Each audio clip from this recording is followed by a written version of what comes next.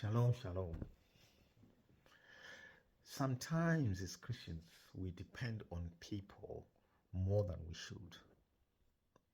And sometimes we see people as our primary source of help instead of God. We may rely so much on the pastor. Anything happens, we call in the pastor. Sometimes we rely on our circle of friends. We rely on the family.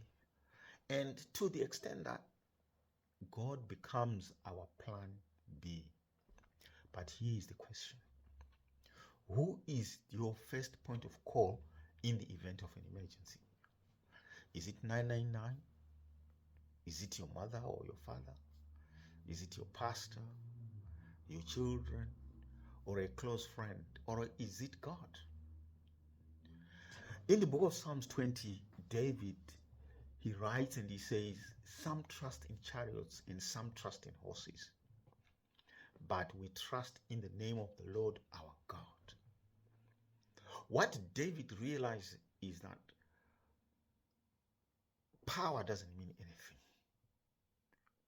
Money doesn't mean anything, because these things, they are only temporary. They vanish. And even if we put our trust in money, in possessions, in people with influence, these things always fail. And how many times have we been let down by people that we have trusted? People in power, people, even our close friends and family. People nowadays, they don't trust in governments. They don't trust in people in authority because they don't do what they say. My point is that trusting in God is fail-safe.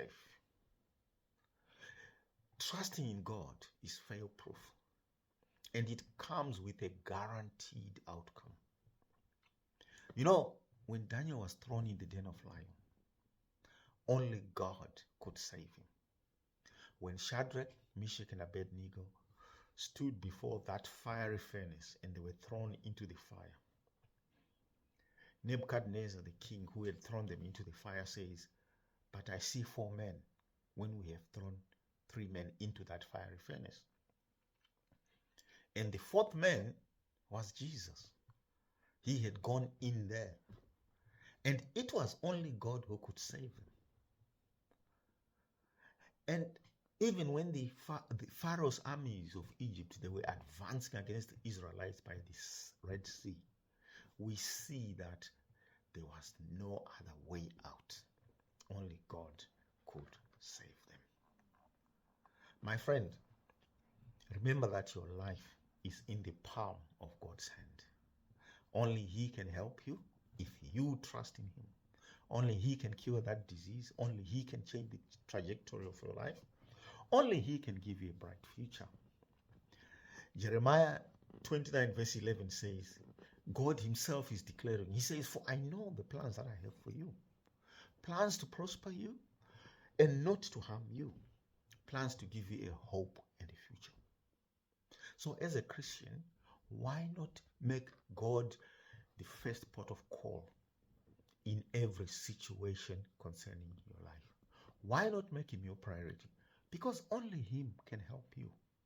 And He cares about you. Today, let's just make this prayer. Make this prayer with me. Dear God, I realize that I have put my trust in people. Power, money, possessions, more than I have put in you. And I repent for my poor judgment. And from today going forward, I am going to make you the first in my life. I choose to put you first over everything, because only you can help me. Only you can save me. If you've prayed this prayer with me, God is listening. God was listening. And He is able to save you.